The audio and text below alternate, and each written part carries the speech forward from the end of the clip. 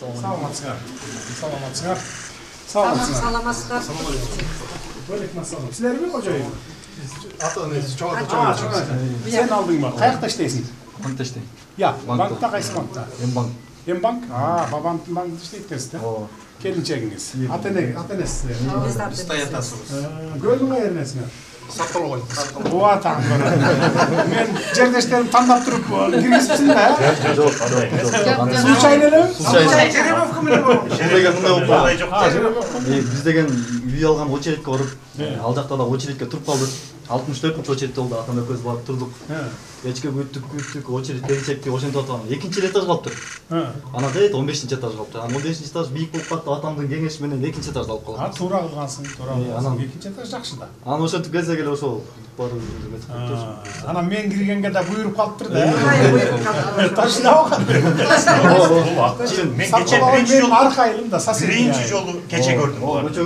Биринчи жолу. Четиген экөөбүз ун салдырган. 3 комнат мı? 3 комнат. 3 комнат. Биякта балдарыбыз Спальня экен. О спальняңарда сонун пападай кетти да күн жака. жакшы. Күн жакта болгон жакшы да жылуу болот. Бул жак балдардын бөлмөсү экен. Бул жак болсо эме экен. Ванна туалет. Ванна туалет экен. Туалет өзүнчө. Ошо балдарыбыздын үйү ак жол той болсун. Ошо үйдөн той кетпеген үй болсун. Сиздердин иштериңиздерге ийгилик, биз абдан ыраазыбыз. Ушундай жакшы бир эме болуп турушу балдарыбыздын эмеси жаңы тилдиктерге жакшы жеңилдик болду да, биз абдан ыраазыбыз. Эмесине ылайыкталган жакшы 5 жылдын ичинде 5 жылдан кийин 6-7 жылдай проблема болбойт. Жаңы үйлөнбөгөндөргө да квартира беребиз 25 жылга. 15 жыл калды. Жарымын төлөдүңөрбү? Жарым төлөдүк, 50% төлөдүк, жарым ошол. Окуй канча болду? Стоимость ушунда. Ошондо деген биз жарым болгондо 3 миллион 270 миң бердик. 30 миңин берипсиңер, 30 миң 35 миң долларын. Калган 15 жылга бөлүп койдук, акырындан бюджет төлөдүк. Бул районда ушундай үйлөрдүн баасы $1500. 1500. Черновой, без ремонт. Черновой. $1500. Бул жакта үй эме аябай жакшы жеңилдик. Биз аябай аябай жакшы жеңилдик. 40% арзан. Качествосы аябай сонун экен, эмеси дагы аябай жакшы. Планировка аябай жакшы. бүт бар центральный İşteyizби? Atası, kayakta işteysiz? Мен өзүм Элен экөөбүздүн мугалимибиз. Мен физика мугалим Бердубай экөөбүз, ага экөөбүз мугалим Кеңсуда мугалим болчубуз. Начальник класста колум кектен бери мен физика мугалим болчубуз. Ана шартка байланыштуу анан кийин башка жакка иштеп кеттик. Ошо мугалимбиз. Жакшы. Кут болсун.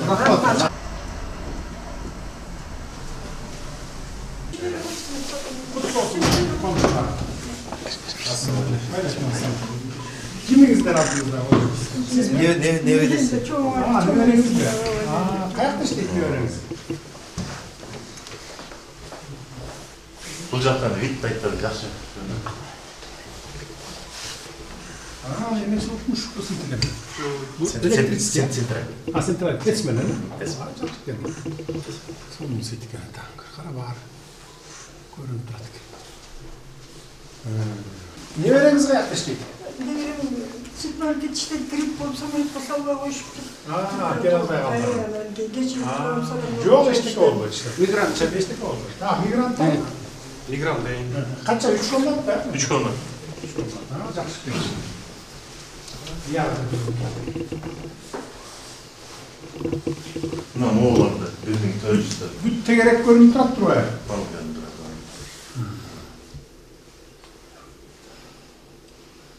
Бул 15-нчи этаж, э? 15. Эң үстү да, эң төбөсү экен да. Баарын төбөсүнөн карап турбайсызбы?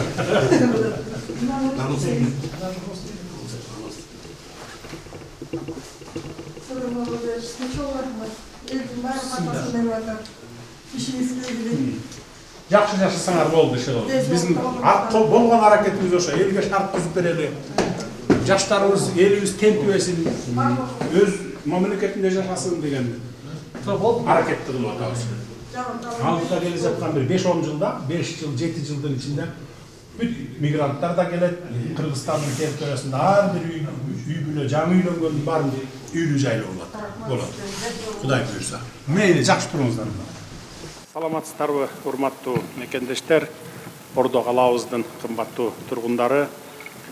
Өлкөдө узак мезгилден бери үйгө муктаж жарандарыбызды турак жай менен камсыз кылуу маселеси мамлекеттин алдындагы негизги милдеттеринин бири болуп саналат.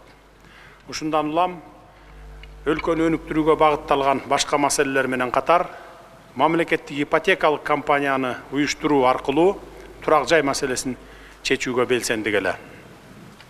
Келип түшкөн арыздардын негизинде азыркы тапта республика боюнча турак жай алуу кезегине 40 миңден ашуун жарандарыбыз катталган.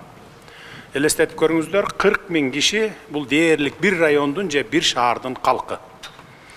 Бирок биз бул көйгөйдөн качпай, көз коркок кол баатыр деген макалдагыдай жарандардын үй бүлө маселесин, үй маселесин четинен чечүүгө киришкенбиз. Билесиздер, муктаждарга турак жай куруп берүү максатында мамлекеттик деңгээлде ири курулуш долбоорлору башталган. Мурда мамлекеттик ипотекалык насыялар коммерциялык банктар аркылуу гана берилчү экен. Мындай жагдайда өлкөбүздө турак жай фондунун тартыштыгы турак жайлардын бааларынын кескин өсүшүнө алып келген. Бул дагы элдин чөнтөгүнө туура келбей, турак жай маселеси чечилбеген бойдон калып келген. Ошондо жарандарга жардам болсун деп аларды жеткиликтүү шартта камсыз кылуу максатында мамлекет турак жай фондун кеңейтип көп кабаттуу үйлөрдү салууга киришкенбиз. Мына ошол аракетибиздин алгачкы үзүрүн эми көрө баштадык десек болот. Мындан улам мамлекеттин эл үчүн кам көргөн ийгиликтеринин бири мамлекеттик ипотекалык компания тарабынан курулган бүгүнкү турак жай комплексинин ачылышы менен баарыңыздарды чын жүрөктөн куттуктаймын.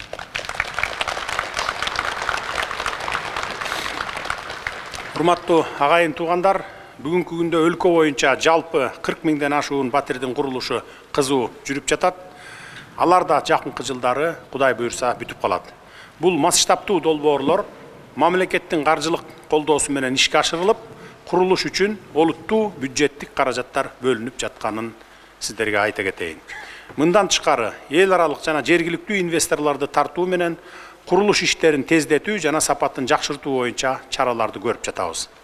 Мына ошол масштабтуу долбоорлордун бири 2023 жылдын башында башталып, бүгүн биз тасмасын кесип ачылышын жасап жаткан көп кабаттуу ипотекалык үйлөрдүн салынып бүтүшү Кыргызстандын өнүгүү жолундагы дагы бир маанилүү кадамы десем жаңылышпаймын. Биз турган Скрябин көчөсүндө бул көп кабаттуу турак жай комплекси 7 блоктон турат. Анын ар бири 15 кабаттан болуп, жалпысына 549 батир курулду. Бул батирлер мамлекеттик ипотекалык компания аркылуу кезекте турган социалдык багыттагы кызматкерлерге жана ошондой эле курулушка 50% үлүш кошуу шарты менен кирген мигранттарыбызга жана башка жарандарыбызга берилип жатат.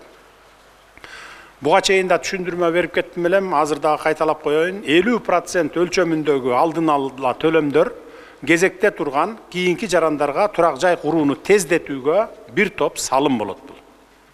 Ошондуктан кезекте турган бардык жарандарыбыз мурдакыдай 10 жылдап кезекте турбай, жакын арада батирлүү болосуздар. Эч камсанабай чыдап туруңуздар. Биздин максатыбыз ар бир кыргызстандык үй бүлөнү үй жайлуу кылыш. Бир дагы кыргызстандык үй бүлө үйүм жок деп чет өлкөлөп же квартиралап жүрбөш керек. Биз ушул максатыбызды жакынкы убактарда толук аткарабыз.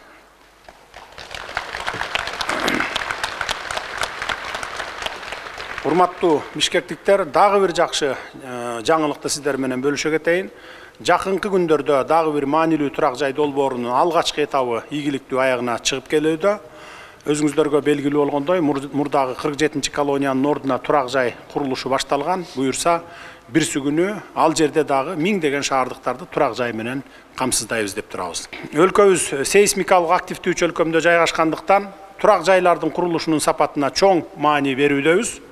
Бардык иштер улуттук курулуш ченемдери менен талаптарына жана эл аралык стандарттарга ылайык ишке ашырылууда. Мен ар дайым курулуштун ар бир этабына катуу көзөмөл жүргүзүшүн талап кылып келем. Өзүм дагы дайыма көзөмөлдөп турамын. Ошону менен катар заманбап материалдар колдонулушуна басым жасоодобуз. Бул турак жай комплексинин аймагында заманбап инфратүзүм, эс алуучу жашыл зоналар, балдар аянтчалары, спорт аянтчалары жана унаа токтотуучу жайлар дагы эске алынган. Албетте мунун баары жарандарыбыздын бекем жана коопсуз үйлөр менен камсыз кылууга көрүлгөн чаралар. Учурдан пайдаланып айрым жарандарыбызды сарсанага салган дагы бир жагдайга токтоло кетейин. Турак жай алам деп кезекке тургандарды жакын тааныштар аркылуу алдыга жылдыруу же башка жолдор менен кезегин эртелетүү мүмкүн эмес. Түзүлгөн система бардык жарандарга бирдей мүмкүнчүлүк берип, коррупциялык көрүнүштөргө жол бербейт. Мамлекеттик ипотека менен үй алуу процесси толугу менен санариптештирилген жана электрондоштурулган. Баары онлайн иретинде көрүп отурса болот. Урматтуу мекендештер, мамлекеттик ипотекалык компания алдыдагы 4-5 жыл ичинде кезекте турган үй бүлөлөрдү турак жай менен толук камсыз кылуу максатын көздөп жатабыз. Мамлекеттик ипотекалык компаниянын мындай амбициялуу пландары кыргызстандыктардын жашоо шарттарын жакшыртууга гана багытталат. Бул турак жай долбоорлору мамлекеттин социалдык жана экономикалык стабилдүүлүгүн чыңдоого багытталган саясат экенин белгилей кетейин. Эми урматтуу мекендештер, жаңы жыл алдында жаңы үйлүү боло турган жарандарыбызды чын дилимден куттуктаймын. Үй бул үй бүлөнүн турагы, алтын бешиги, ырыс кешиги, жалпы кубанычы болот негизи. Жаңы үйүңүздөр менен бирге келечекке үмүт менен караган жаңы жашоо башталсын.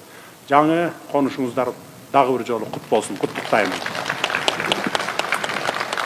Анда эмесе бүгүнкү салтанаттын урматтуу катышуучулары үй алууга сабырдуулук менен кезекке туруп, мамлекетке ишеним артып келген жарандарыбызга батирлердин ачкычын тапшырууга уруксат этиңиздер.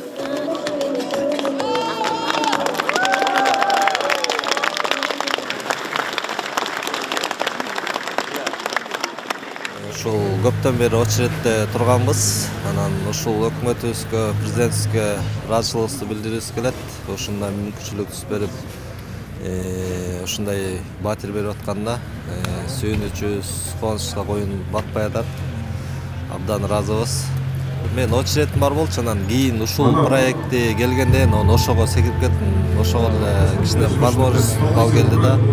Эми тиги жактын очереди көптө келиши мүмкүн экен да. Пайызы 8 болуш керек, по-моему. Биз жарымын берип алып атабыз да үйдө. Жарым 50% берип долшик болуп. Азыр бул жерден квартира алып жатабыз. Кызым мигрант. Кызым алып жатат. Эми 2 комнат. Квадрат метр канча? Квадрат метрин деген 850ден алдык. 850 биз мигрантпыз да, жанагы долшиктен алып атабыз. Долевой строительство. Канча процент? 8%. 15 жылга алып атабыз. Биздин ажообуз Садыр Нуркожоевго чоң ыраазычылыгымды билдирем. Элдер үчүн көп жакшы нерселерди кылып жатат. Анан көп нааразы болгон элдерди угуп жатам. Долшиктер көбүнчөсүн алып алды дейт. Ал ошо долшиктер дагы ошо карапайым элдин арасындабыз. Биздин мигрант балдарыбыз дагы ушу Кыргызстан үчүн көп нерселерди кылып жатат. Биз да элдин Кыргызстандын гражданы болобуз. Ошон үчүн нааразы болбоңуздар.